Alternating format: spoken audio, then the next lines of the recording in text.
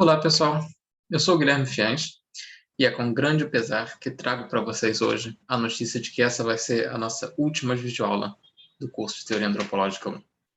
Bom, nós ainda vamos ter aulas síncronas nessa semana e na outra semana, mas para a última semana de aula de vocês, em vez de eu gravar uma aula para vocês assistirem com antecedência, eu passei, como vocês vão ver no programa do curso, um documentário sobre o Evans Pritchard, que vocês podem encontrar com facilidade no YouTube, para assistir e a gente comentar um pouco sobre ele na aula de encerramento do curso. Bom, dando continuidade ao nosso estudo que a gente começou há 2 semanas atrás, sobre as perspectivas teóricas e metodológicas na na perspectiva mesmo da antropologia social britânica, hoje eu vou contar um pouco para vocês sobre o trabalho desse cidadão chamado Edward Evan Evans Pritchard. Assim como alguns dos evolucionistas, o Evans Pritchard é um Sir, que tem um título de nobreza dado pela família real britânica a ele. Para vocês verem mais uma vez, como eu comentei nas aulas sobre evolucionismo, como esse trabalho feito pelos antropólogos em tempos de Império Britânico, em tempos de neocolonialismo, era muito prezado, inclusive pela família real britânica, pelo próprio governo britânico e tudo mais. O Evans Pritchard nasceu no iníciozinho do século XX, se eu não me engano foi 1902 ou 1903, e ele viveu até os anos 70, 1970. Então, é interessante a gente observar que ele viveu algumas das transformações mais significativas da história da antropologia até hoje, que quando ele nasceu e começou a dar os primeiros passos no estudo dele da antropologia, o tipo de pensamento ainda vigente era em grande medida o evolucionismo, e ele acompanhou até o final da vida dele o surgimento de alguns dos questionamentos mais críticos sobre o evolucionismo e até mesmo sobre o estrutural funcionalismo do Radcliffe Brown, que estava em alta no momento em que ele começou a escrever seus primeiros livros e tudo mais. Só para vocês se situarem em quem é o Evans Pritchard e de onde ele e as ideias dele surgiram, ele é britânico e fez graduação em História na Universidade de Oxford. E durante a graduação ele foi se interessando pela história das sociedades africanas, em tempos, mais uma vez, como eu falei anteriormente, de imperialismo britânico, de neocolonialismo. E foi aí que ele acabou bandeando da história para a antropologia. Depois ele foi fazer o doutorado dele em antropologia social na London School of Economics, em Londres. Agora, pensando nas aulas anteriores, vocês lembram quem estudou e trabalhou na London School of Economics? Ele mesmo, Malinowski. E também, além do Malinowski, outra figura que se destacava na London School nessa época era justamente o orientador do Malinowski, que foi o Charles Gabriel Seleman. Eu não sei se vocês lembram que eu mencionei esse nome algumas videoaulas atrás.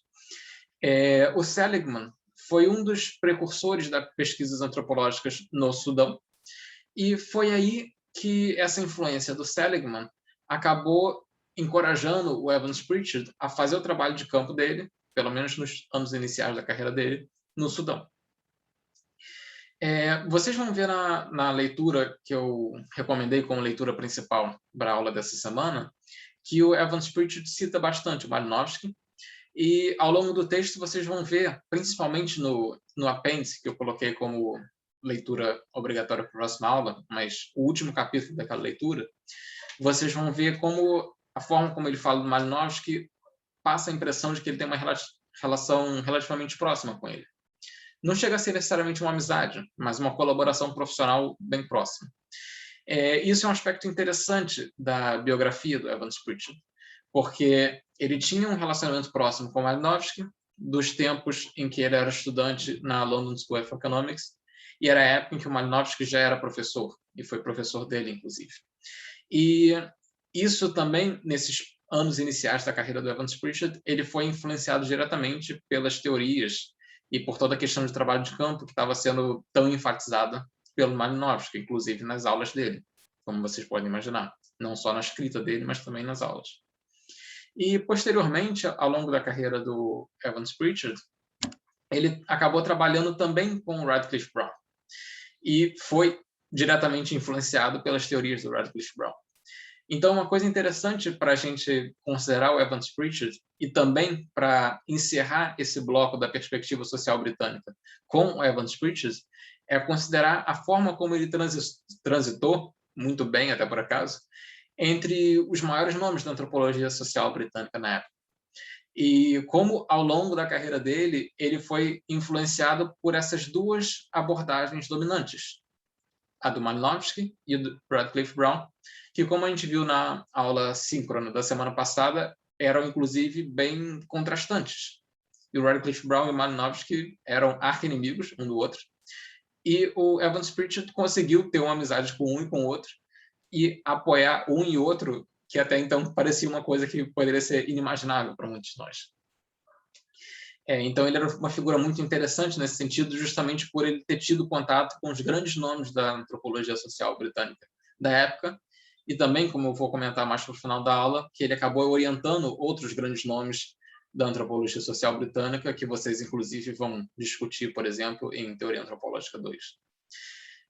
Agora, voltando aqui para a London School of Economics, para os tempos do doutorado do Evans Pritchard, em que ele estava convivendo diretamente com Seligman, com Malinowski, foi naqueles tempos do doutorado dele que ele fez o primeiro trabalho de campo dele, mais longo, que foi entre os Azande, no Sudão. Por curiosidade, se vocês tiverem interesse em darem uma olhada nisso, e é um interesse que eu recomendo que vocês tenham, deem uma olhada no site da London School of Economics, que lá está disponível a tese de doutorado escaneada do Evans Pritchard. Então, eu sugiro que vocês deem uma olhada nisso, lógico, não para ler a tese dele, mas só para terem uma noção de como era uma tese na época. Por exemplo, uma tese com 300 e muitas páginas, 350, alguma coisa assim. E era uma tese, obviamente, não digitada no computador, mas datilografada. Então, é interessante a gente considerar essa parte material da produção acadêmica, científica da época. Para você datilografar uma tese, isso reduz um pouco a sua flexibilidade em relação ao que você pode corrigir, ao que você pode revisar depois de, por exemplo, ter datilografado um capítulo inteiro.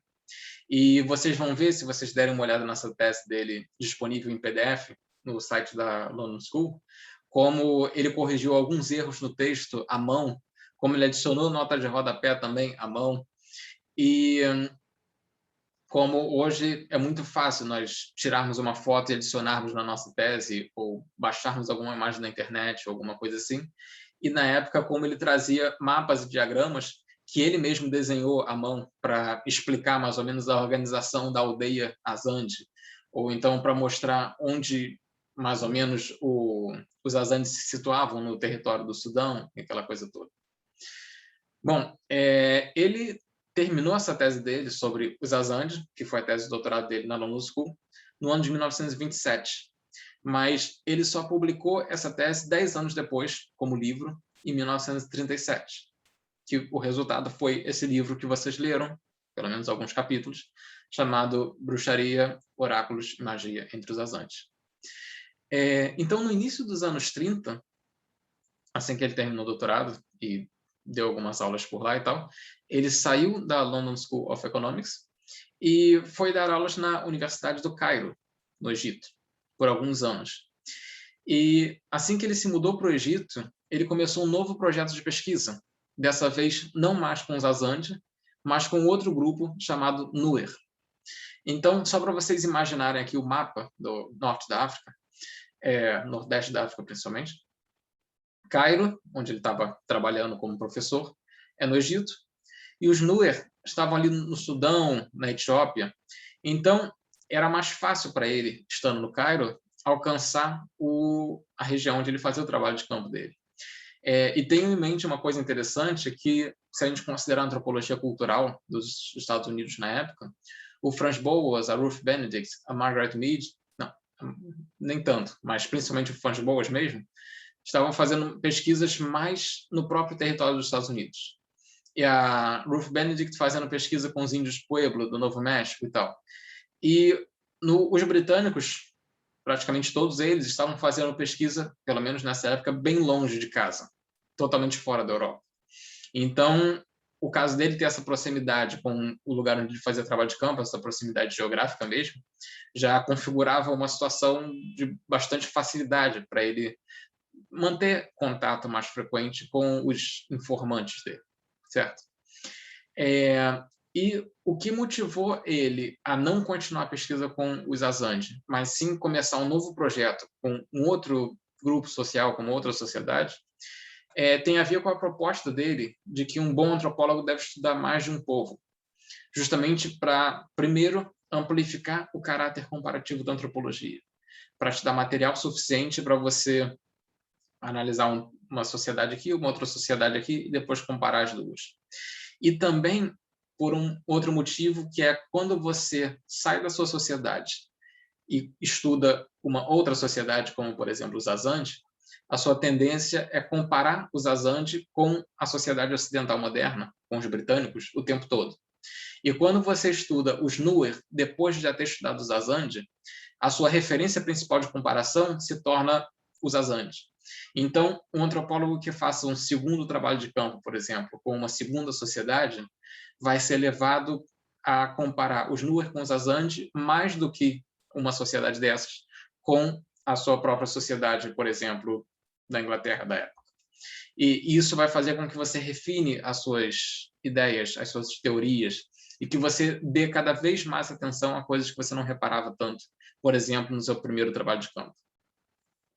E, além disso, como ele já tinha experiência de campo, que ele ficou um bom tempo morando com os Azande, ele já sabia muito bem como se portar entre os Nuer, como ele poderia se inserir naquele espaço específico, quais poderiam possivelmente ser os primeiros tipos de pessoas ou grupos com os quais ele poderia buscar um primeiro contato para se inserir naquelas aldeias e tudo mais. Então, ele já sabia mais ou menos o que fazer. A partir do momento que você adquire certa experiência de campo, as experiências seguintes vão ser um pouco mais fáceis.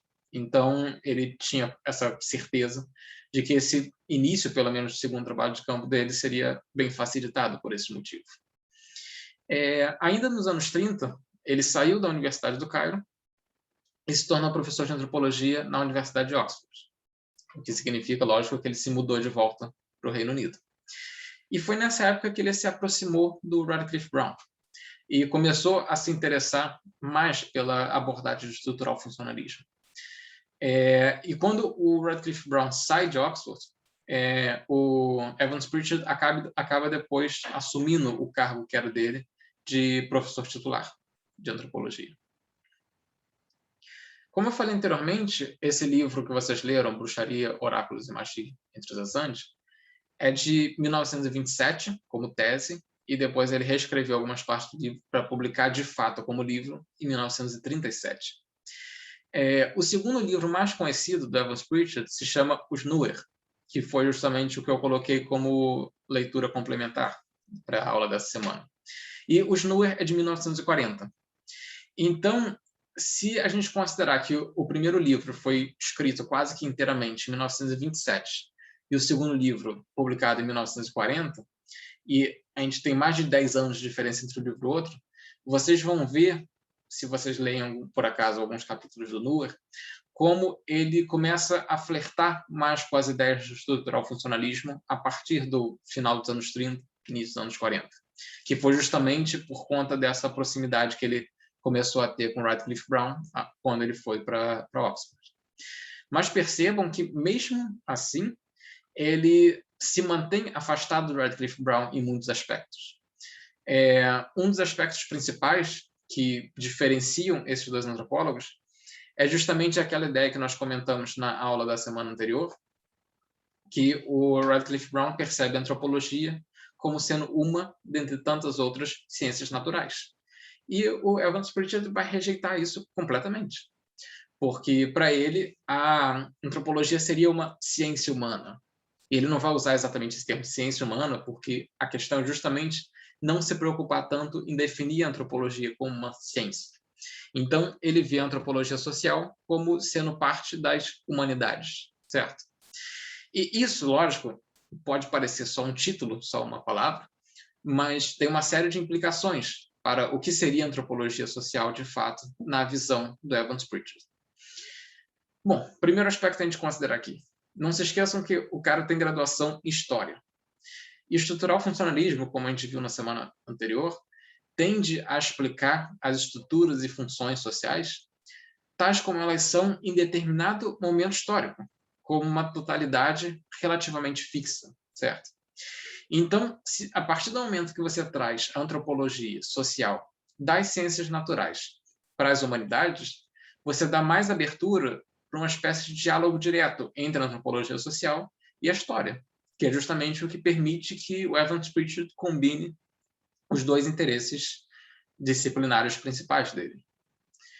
Outro aspecto interessante de a gente considerar a antropologia como sendo parte das humanidades e não como ramo das ciências naturais é que isso permite com que os antropólogos não tenham esse compromisso de corroborarem necessariamente tudo que as ciências naturais dizem.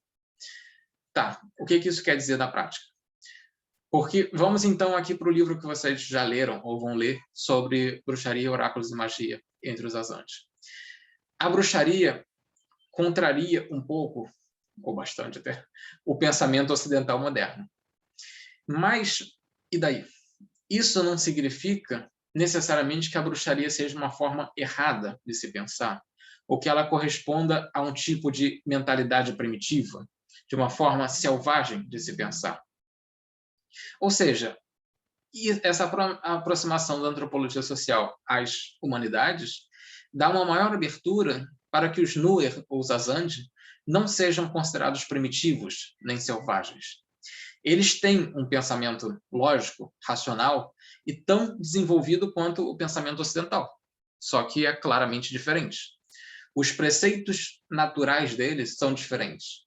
Você, enquanto autor das humanidades, não precisa necessariamente acreditar, digamos, ou confirmar tudo aquilo que as ciências naturais dizem e, portanto, se opor como sendo um pensamento primitivo ou selvagem ou ilógico a todos aqueles tipos de pensamento que não correspondem ao que as ciências naturais dizem.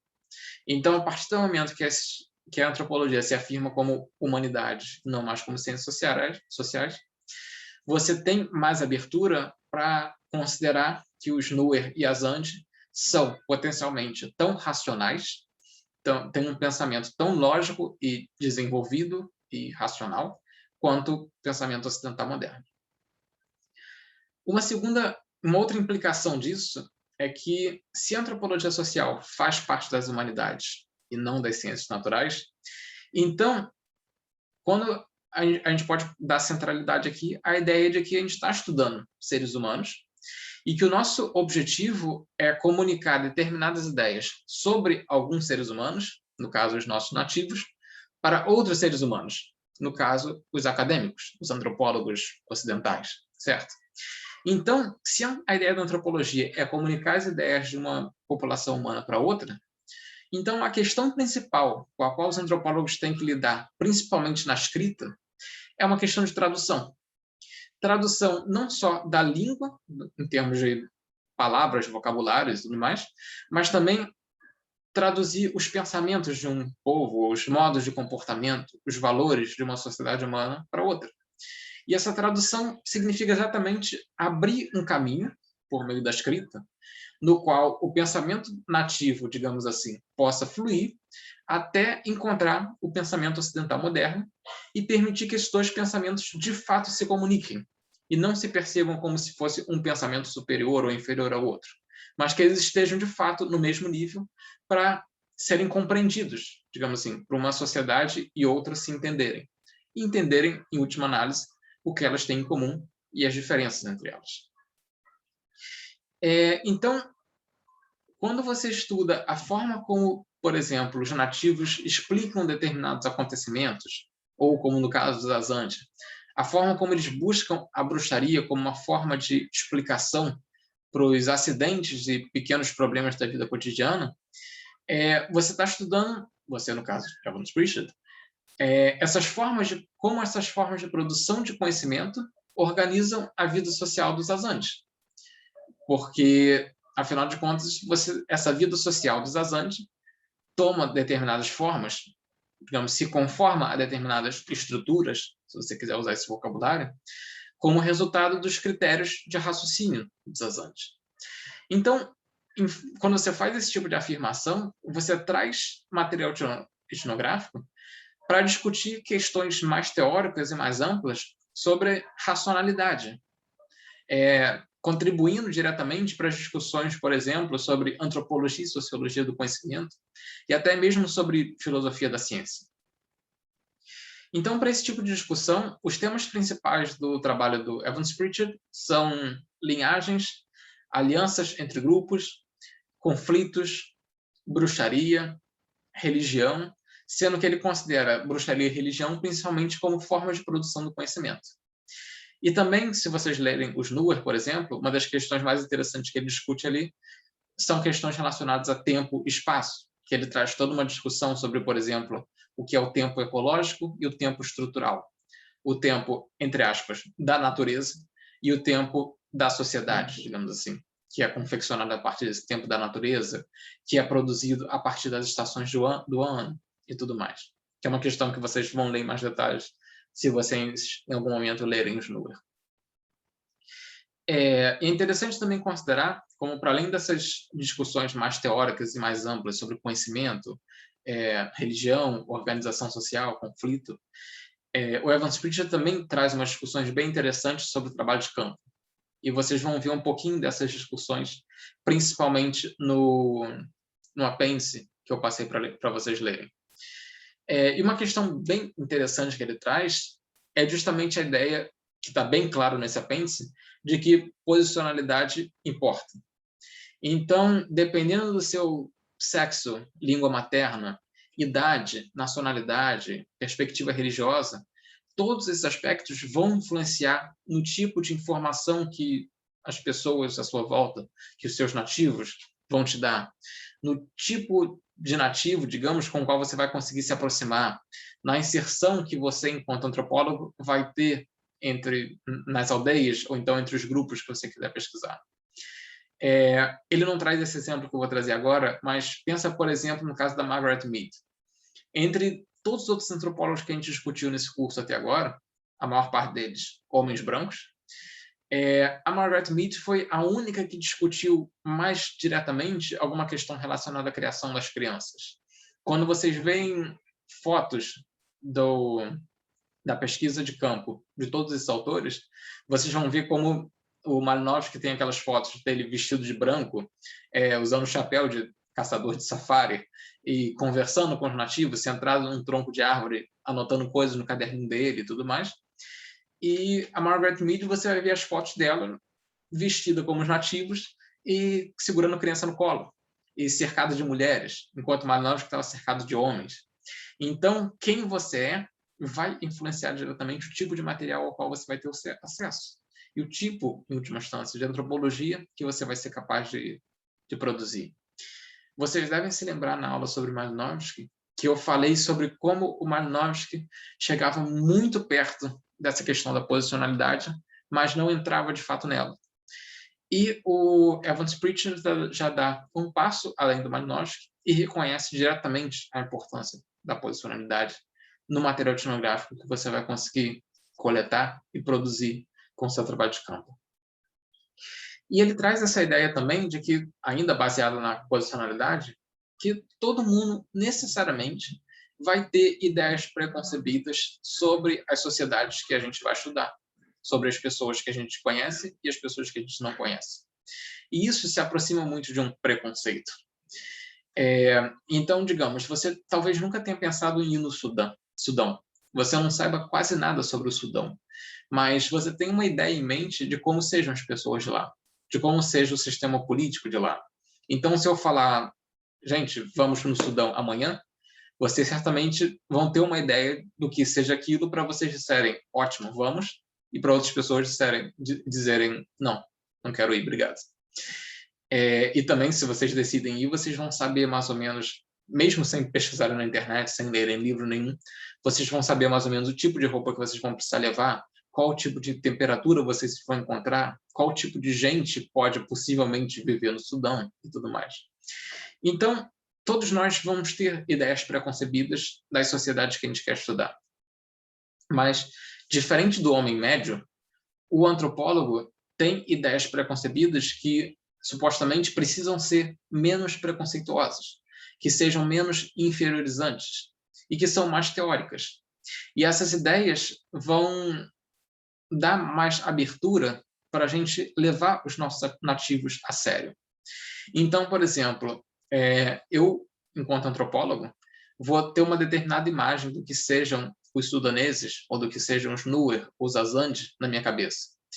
Mas, já que as minhas ideias preconcebidas não são tão, por exemplo, inferiorizantes, não são tão colonialistas, como seriam as ideias preconcebidas por um missionário britânico indo para o Sudão, eu provavelmente vou ter mais abertura para considerar o que aquelas pessoas, aquela sociedade leva a sério, o que é realmente de interesse deles. Então, o Evans Pritchard vai dar um exemplo nesse sentido, de que quando ele chegou para pesquisar os Azande, ele particularmente não se interessava por bruxaria, ele não estava nem aí para isso. Mas como os Azande falavam sobre bruxaria o tempo todo, e tudo que acontecia entre eles traziam a bruxaria como uma explicação para dar sentido ao que tinha acontecido, ele falou, então vamos lá, vocês querem falar sobre bruxaria, vamos falar sobre bruxaria. E a mesma coisa, se ele foi fazer pesquisa entre os Nuer, e os Nuer falavam sobre gado o tempo todo, sobre vacas e tal, então vamos lá, vamos aprender sobre criação de gado, eu vou ter o meu próprio espaço aqui para ter o meu próprio gado e ter alguma coisa mais prática para dizer para essas pessoas, e vamos aprender sobre gado e vamos falar muito sobre isso e tudo mais. Então, um outro exemplo aqui, que foi uma experiência muito parecida que eu tive na minha própria pesquisa de campo na França. Quando eu cheguei na França para fazer pesquisa entre os ativistas políticos que se interessavam por aquela língua que eu já expliquei para vocês, chamada Esperanto, eu imaginava encontrar pessoas que tinham interesse por línguas minoritárias. Eu esperava encontrar anarquistas, socialistas, comunistas, e eu realmente encontrei pessoas com esse perfil. Mas eu também encontrei um grupo de jovens, que eu não esperava encontrar, que ligava o Esperanto a toda uma questão relacionada a software de código aberto e programação, desenvolvimento de programas de computação, de aplicativos de celular e tudo mais. E foi aí que eu comecei a me interessar, por exemplo, por antropologia digital, uma coisa que no início da minha pesquisa de campo nem passava pela minha cabeça fazer nessa vida. Bom, então, já encaminhando aqui para o encerramento dessa videoaula, eu vou listar algumas coisas que eu queria que vocês prestassem atenção durante a leitura, e que algumas delas vocês vão perceber de cara quando lerem, e outras que são só algumas coisas para vocês terem em mente para referência futura, quando vocês forem estudar Teoria Antropológica 2 e tudo mais. Bom, logicamente, leiam tudo que eu recomendei que vocês leiam, como leitura recomendada para a próxima aula, porque, se vocês lerem só um capítulo, não outro, talvez a totalidade da contribuição do Evans Pritchard não fique muito clara. E talvez o que vocês vão ler, no final dos contos, não faça muito sentido. Mas eu queria chamar a atenção de vocês para o fato de que o capítulo 2 dessas leituras que eu recomendei é o mais importante para a gente entender de fato a contribuição do Evans Pritchard para as teorias antropológicas de uma forma mais ampla. E uma coisa que eu queria que vocês se perguntassem durante a leitura é, afinal de contas, qual é a grande contribuição dele nesse capítulo 2? Outra questão para vocês prestarem atenção durante a leitura. Como as ideias de contradição e racionalidade vão tomar forma como os temas principais desse livro sobre os Azandes.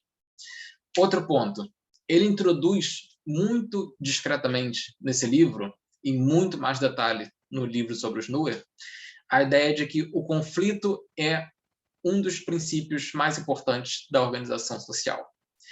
E como essa perspectiva aparece nesse livro sobre os Azandes?